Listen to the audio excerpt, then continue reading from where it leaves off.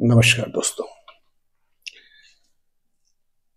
दिल्ली के पूर्व सीएम अरविंद केजरीवाल के सितारे गर्दिश में हैं।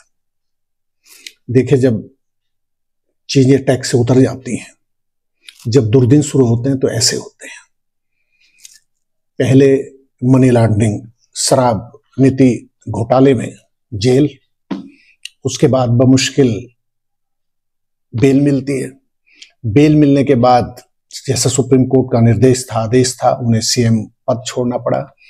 महिला कार्ड खेलते हैं केजरीवाल, आतिशी को सीएम बनाते हैं और उसके बाद वो अपना महिला कार्ड और विक्टिम कार्ड दोनों खेलते हैं और कहते हैं जनता को संबोधित करते हुए अपनी चुनावी सभाओं में कि यदि मैं बेईमान हूं तो आप मुझे वोट मत देना, हरा देना मुझे। अब देखिए, दुर्योग देखिए कि प्रवेश वर्मा से ये अन्ना हजारे का सियासी शिष्य हार जाता है। केजरीवाल हारते हैं अपनी सीट और इसी के साथ आप ऐसी टैक्स से उतरती है, सत्ता खोते हैं। और उसके बाद अब मुश्किलों के दिन ये कि जिस शीश महल यानी जो उनका आधिकारिक निवास था, जिसको लेकर भाजपा ने जबरदस्त आक्रामक प्रचार चलाया, तथा कथित 45 करोड़ रुपए खर्च करने का जो मामला था, वो पब्लिक के दिलो दिमाग में यमुना वाला मामला और बाकी भ्रष्टाचार के मामले लेकर भाजपा ऑफेंसिव मूड में रही। और लंबे अरसे बाद बीजेपी को 27 साल बाद बीजेपी का सियासी वनवास खत्म होता है, केजरी की विदाई होती है और अब केजरीवाल की मुश्किलें में इजाफा हो गया है। नई खबर ये कि केजरीवाल के लिए शीश महल वाले मामले में सीवीसी, केंद्रीय सतर्कता आयोग ने जांच शुरू कर दिया, आदेश कर दिया है जांच के। बताते चलें, शीश महल करीब 8 एकड़ में फैला हुआ केजरी का आधिकारिक निवास। आरोप ये कि 4 सरकारी संपत्तियों को मर्ज करके बनाया गया। रेनोवेशन में बहुत बड़ा खर्च हुआ है और भाजपा की माने जो जांच बैठाई गई एलजी के आदेश पर, सीबीआई ने जो जांच रिपोर्ट सबमिट की, उसके आधार पर करीब 45 करोड़ रुपए खर्च। अरविंद केजरीवाल जी ने सादगी का प्रतीक वो अपना, और कभी वो कौशाम्बी गाजियाबाद में रहते थे, साधारण से अपने फ्लैट में रहते थे। सत्ता आती है 13 में, वो फिर 15 और फिर 20, रिकॉर्ड तोड़ सफलता, कोई आसपास नहीं। बीजेपी खून के घूंट अपयस के पीके रह जाती है, कोई चारा नहीं चलता। और सत्ता के शीर्ष पर केजरी का जलवा जलाल। और ईमानदारी से देखा जाए तो मोदी के अगेंस्ट, नरेंद्र मोदी के अगेंस्ट, तो वो राहुल गांधी से एक समय उस भारत जोड़ो यात्रा को छोड़ दिया जाए तो सबसे कद्दावर विपक्ष में यदि नेता थे तो वो अरविंद केजरीवाल।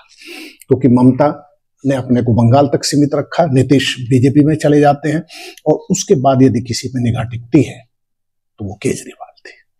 खैर, अब देखिए, सीवीसी का आदेश आ गया, जांच शुरू हो गई है और अब केजरीवाल के लिए यही मामला खत्म नहीं होता। उनके एक और करीबी सत्येंद्र जैन, वो भी पूर्व मंत्री हैं, वो भी जेल के शिक्षकों के पीछे घूम के आए मनी लॉन्ड्रिंग मामले में, वो भी बेल पर हैं। उनके खिलाफ भी गृह मंत्रालय ने राष्ट्रपति से मंजूरी मांगी है कि उन पे केस चलाने की अनुमति दी जाए। अभी मनीष सिसोदिया, संजय सिंह और तेलंगाना के दिग्गज नेता चंद्रशेखर राव की बेटी कविता पर पेच कसने बाकी हैं शराब नीति घोटाले में। यानी अब आपकी तब सरकार थी और तथाकथित तौर पर यह मैसेज कन्वे किया गया कि भाई जो कुछ भी है, जितने शराब नीति घोटाले उस तरीके के नहीं है जिस तरह भाजपा ने एलजी को मोहरा बना के, क्योंकि एलजी से सब कुछ करा गया, प्री प्लान, खतावार हम नहीं है, प्री प्लान ये सब कुछ किया गया। लेकिन इस सवाल का जवाब किसी के पास नहीं था कि क्या किसी सरकार के आधा दर्जन से ज्यादा मंत्री शिक्षकों के पीछे जा सकते हैं। आप जिस सुचिता, जिस सादगी, जिस पारदर्शिता के साथ अन्ना आंदोलन की उपज से आप सत्तासीन हुए, आप भी तो फिर उसी खांचे में फिट हो गए। आपके लिए भी तो जनहित कहां बचा। और वही देखिए, केजरीवाल जो सादगी का प्रतीक, मफलर मैन, उनके लिए मुश्किलों का दौर शुरू होता है और सत्ता भी गई। 177 दिन बाद उन्हें जमानत मिलती है, सुप्रीम कोर्ट बेल देता है, लेकिन ये कि कोई आप साइन नहीं करेंगे, बतौर मुख्यमंत्री पद छोड़ना पड़ता है। और आपको दिन याद होगा वो केजरीवाल जब अपनी फुटेज देखेंगे तो उन्हें पता नहीं, वो आत्ममंथन करता है आदमी, हार के बाद, शिकस्त के बाद करेंगे वो।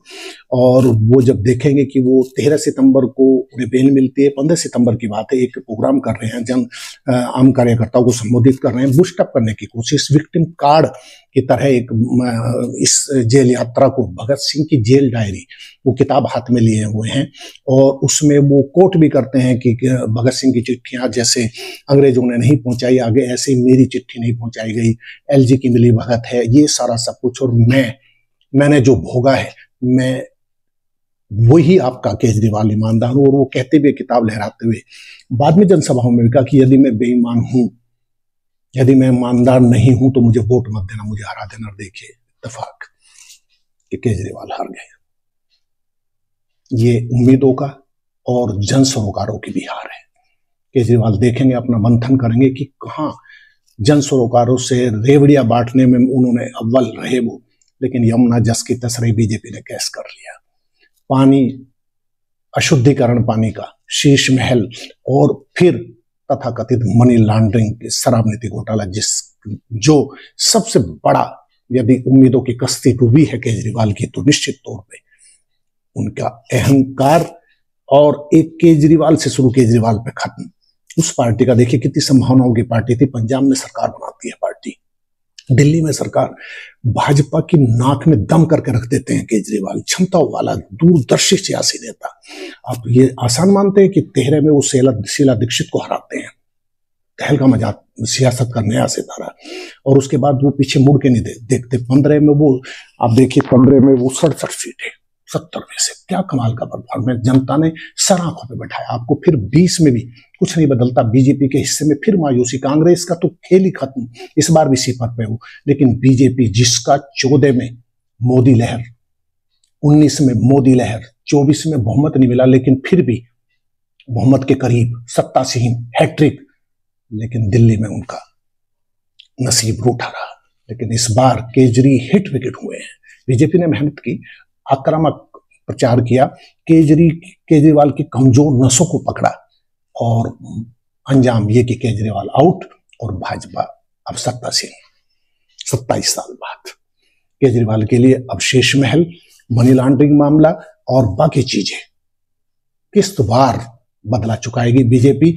एलजी भी अब उनका, केंद्र में भी उनकी सरकार, दिल्ली में भी उनकी सरकार, और केजरीवाल अब, केजरीवाल यानी केजरी की दीवार अब खतरे हैं। नींव दरक गई हार के साथ, और अब तथाकथित भ्रष्टाचार के मामले, बीजेपी जनता को यह मैसेज देने में कोई कसर नहीं छोड़ने वाली कि यदि आपने उन्हें नहीं चुना, या हमने जो तथाकथित आरोप लगाए, जो जेल के शिक्षकों के पास पीछे भेजा गया, वो कोई सुनियोजित रणनीति नहीं थी, षड्यंत्र नहीं था, एलजी की उसमें कोई भूमिका नहीं थी, ये इनकी गतिविधियां थी संदिग्ध। ये लोग जनता के बजाय अपने घरों में ये धन पशु हो गए, कुबेर हो गए, अपनी सोची पब्लिक तो हाशिए पे खिसक गई, और पब्लिक ने फैसला भी सुनाया, महज 22 सीटें। ऐसा नहीं है कि जादू खत्म हुआ है केजरीवाल का, वजूद पे चोट आई है, लेकिन 22 सीटें 70 में से लेकर मरी है उस दिल्ली में जहां कांग्रेस का खाता नहीं खुला। भाजपा को 48 सीटें मिली हैं, अच्छा परफॉर्मेंस किया है, बहुमत के लिए 36 थे। अब ना किसी की उन्हें जरूरत है, सरकार बनेगी, सारा सब कुछ, लेकिन केजरीवाल के लिए कटीली राह हो गई है। देखते हैं केजरीवाल की मुसीबतें किस तरह बढ़ती हैं और किस तरह फेस करते हैं वो। पंजाब में तथाकथित खलबली मची हुई है। अभी 3 दिन पहले उन्होंने मीटिंग भी बुलानी पड़ी, मंत्री बुलाए, विधायक बुलाए, और एक शोभा था वैसे वो उनका, पंजाब कांग्रेस के बड़े नेता प्रताप सिंह बाजवा ने कहा 30 विधायक कांग्रेस के साथ आने को बैठे हैं। कोई खैर उस बात का कोई किस्सा नहीं है, लेकिन बीजेपी पंजाब में भी बदतर दौर से गुजर रही है, वहां भी वो घुसपैठ करेगी, और सेंधमारी दिल्ली में भी। अभी पार्षदों ने पाला बदला है, चुनाव से पहले 8 विधायक पाला बदल गए थे, जो है जिन्हें टिकट नहीं मिला था। अभी जब मुश्किल दौर होता है, सूरज डूबने लगता है, तो अपना साया भी पराया लगने लगता है। देखते हैं केजरीवाल इस मुश्किल दौर में क्या करते हैं, किस तरह बचाव की, किस तरह डिफेंसिव मोड में खेलते हैं, वो वक्त बताएगा।